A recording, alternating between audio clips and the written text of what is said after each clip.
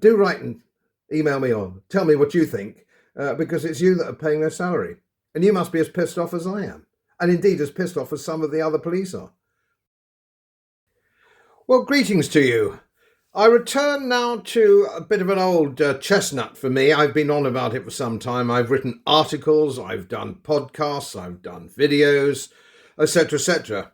It's about the state of the modern British police force.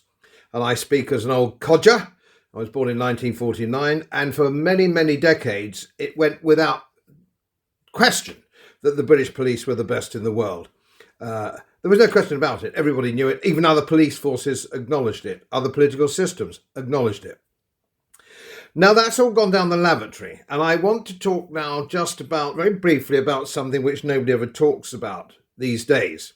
And it's the moral dynamic. We don't often use that these days. It's not very fashionable, what is actually moral and what is not moral.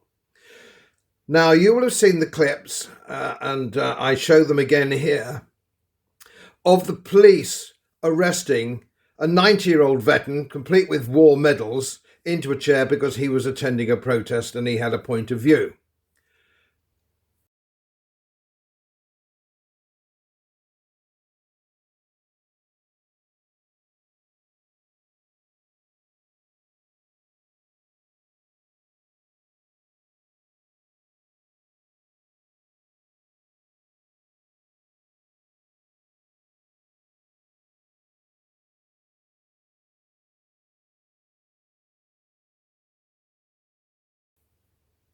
Look at it. Ponder it, will you? We've seen the police supposedly, allegedly arresting an 11-year-old boy. Have a look at that.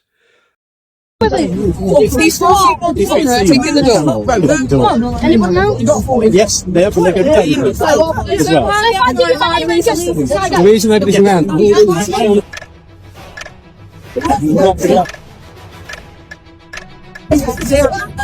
Some camera. Are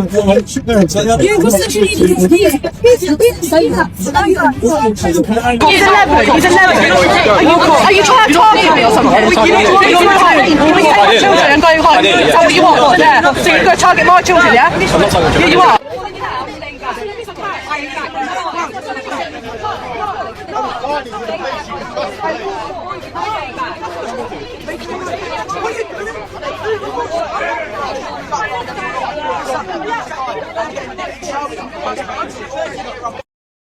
We now hear that Katie Hopkins has been arrested for hurty words.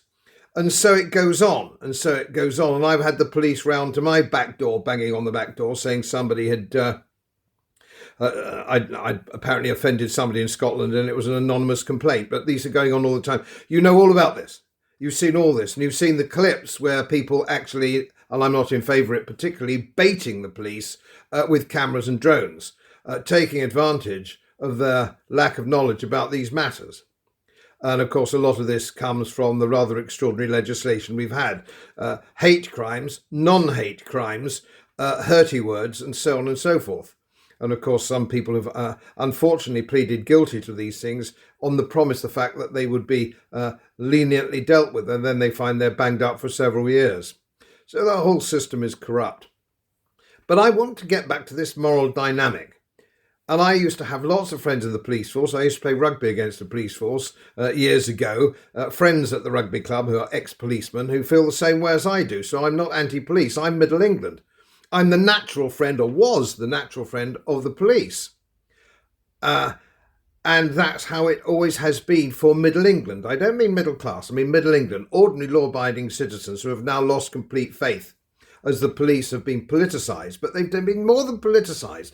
They've been very significantly dumbed down, and you've only got to see some of the clips of those so-called auditors to see that.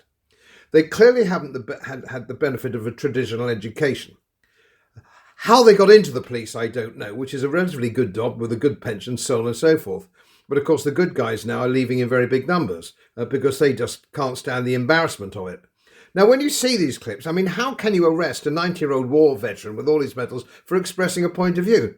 What kind of moral degradation are we talking about?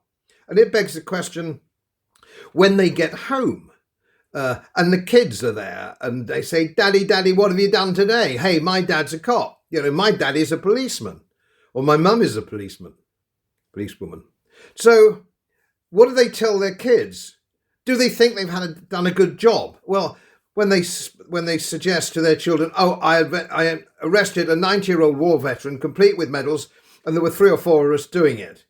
Now, it doesn't matter what law is supposedly breached, and the Free Speech Union has proved that most of the time laws haven't been breached. They haven't been breached. And if people were in front of a jury, the jury would never convict. So it's on a wing and a prayer by very ignorant, undereducated policemen who have not been properly trained, who don't seem to have any idea what the concept of policing the community is, or the history of Robert Peel, and the concept of being policed by your own community, your own society. We know all about two-tier kid, two-tier chief constable, so on and so forth. One rule for one and one rule for another. And we saw that at the Unite March, didn't we? Visas, crash helmets and shields for one lot, and behind them, the anti-fevers, who normally the ones who cause the trouble, are being sort of cosseted, as it were. And never threatened with arrest. They never seem to arrest these people at all. In fact, they're disrupting and they're just in balaclavas and all the rest of it. The police turn a blind eye. But they don't turn a blind eye to Middle England, who are the people who actually pay their salaries. I'm very concerned about this lack of morality that is now with the current police force, because it's very, very difficult to actually turn that round, because the training is wrong. These people are being brainwashed at police training that ordinary Middle England people of the indigenous population are somehow the bad guys and almost everybody else are the good guys. And so we have good cops, and there were plenty of good cops in the old days who have now long since retired, and good cops which are still there, and I have one in my village. Very good guy, but they're hemorrhaging. He's got a wife and 2 kids, so on and so forth, and it's difficult for him to actually get out, really. And a lot of people are trapped in. But they are embarrassed by this, horrified by this. But sad to say, it seems to me that most of the police aren't. They rather revel in their new Stasi-like bullying to ordinary citizens. And of course, it's costing the taxpayer, because when it does go to court, if it goes to court, with the support of the the FSU, Free Speech Union, the police are losing the case, and more money comes out of public funds, several thousands, to actually compensate the people who have been wrongfully arrested or wrongfully charged, so on and so forth. So it's your money that's going out. Never mind the amount of money we pay the police and their index-linked pensions and all the rest of it. It's very expensive. Police force is very expensive. If they're not doing the job, perhaps we ought to disband them and start again. And I know that is one of the thoughts of the Daily Mail. Some of the columnists on the Daily Mail take that view. It's gone too far. We have to get rid of them all and start again and get some proper people in who understand the concept of British policing. But at the moment, it seems to be a lost cause. Do write and email me on. Tell me what you think, because it's you that are paying their salary. And you must be as pissed off as I am. And indeed as pissed off as some of the other police are. As most of you know, my work is very heavily independently research-based.